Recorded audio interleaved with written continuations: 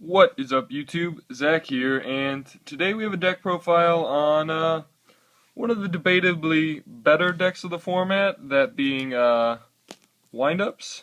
Uh, this is a deck that I ran this week at Locals, and did pretty well. I think I gave some purpose to the deck at the local shops or whatever, I don't know. I think there was a lot of hype around this deck, and fairly good, so figured I'd do my profile on it, and I want to say that it is fairly similar to the one that I think topped Austin, because I think I know the list that topped, and it's fairly similar. I think I'm just like one monster different, and maybe like the traps are a little different or something, because traps at this point are personal preference. You just have to run like 14 of them. So, getting on with the monsters, we've got 3 of your Wind-Up Rabbit, and this is really the reason that, in my opinion, Wind-Ups are the deck that best supports 2 Torrential, and Wind-Up Rabbit is really the reason why. You really rely on this card a lot more now to get factory searches and stuff, and banish rats to get them recycled and stuff, so you can't really cut the rabbits. Next up, we've got 3 of the sharks. That should seem pretty standard, since shark is like the most important wind-up monster. Next we've got 3 of the rat. The rat is a monster reborn. Like, I don't know why anybody would cut this to 2. I mean, I know all the other wind-ups are pretty good, but it's a freaking monster reborn for wind-up monsters. I don't know why you wouldn't want to run 3 of those.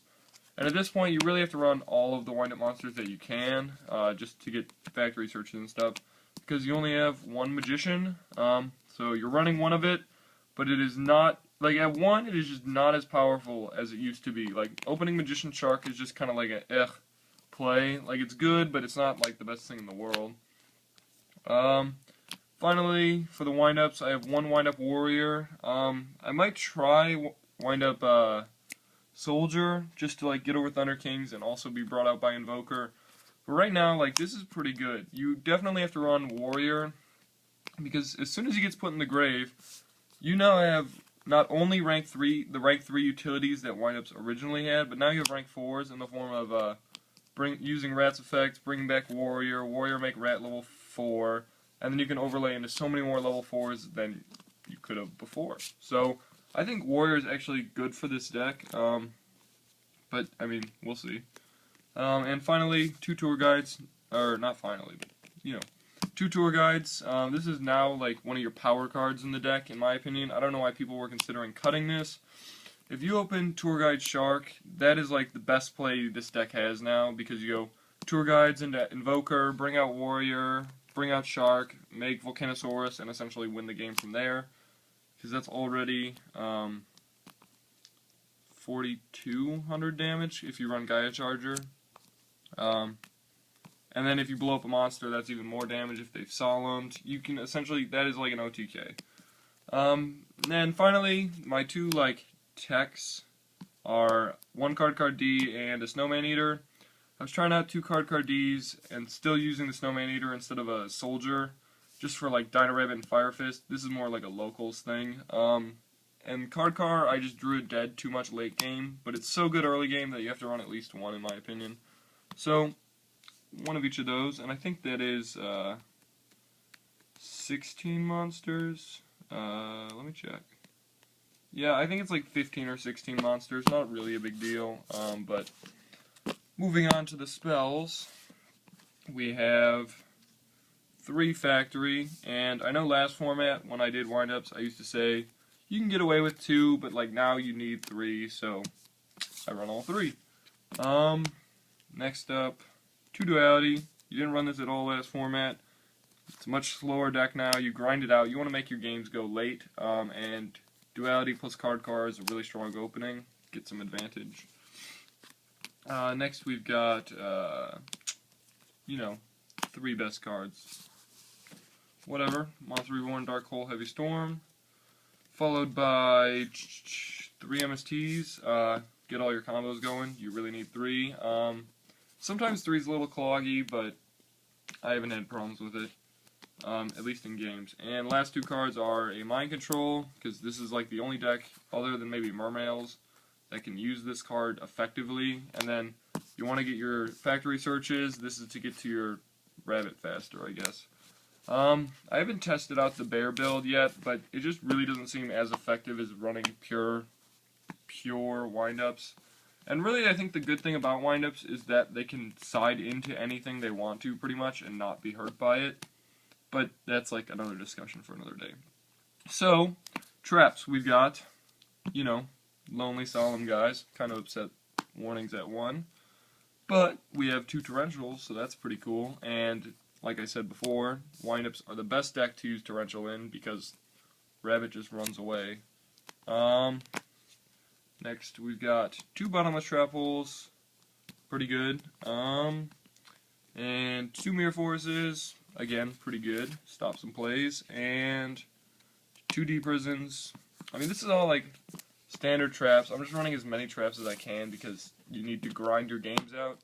And my last traps are my one-ofs. We got Fiendish Chain, Breakthrough Skill, and Starlight Road.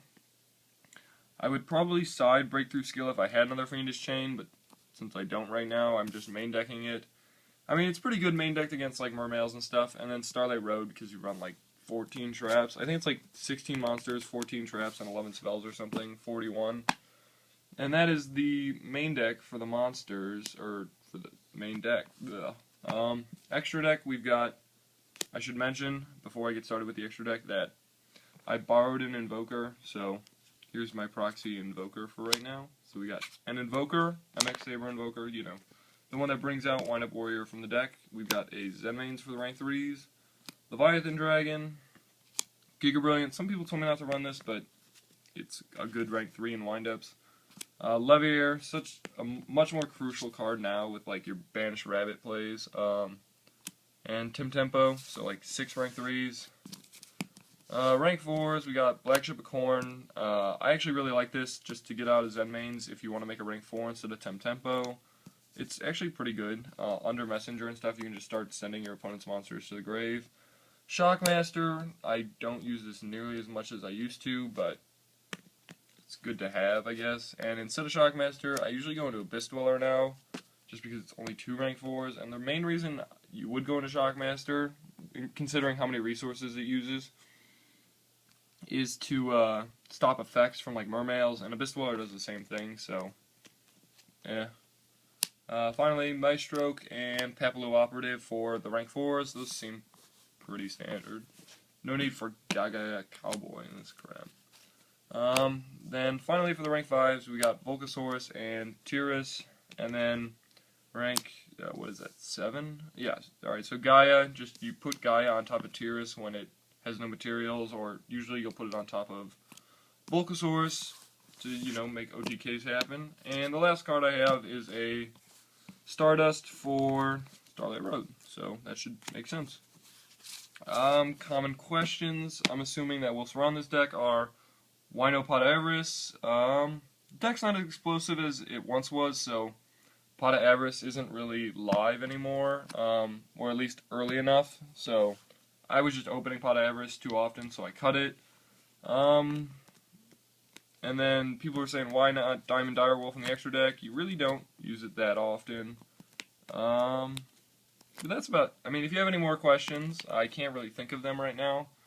But feel free to ask them in the comment section down below while you're leaving comments. And maybe when you're done watching this video, check out the rest of my channel, rate, comment, subscribe, and I will see you guys next time.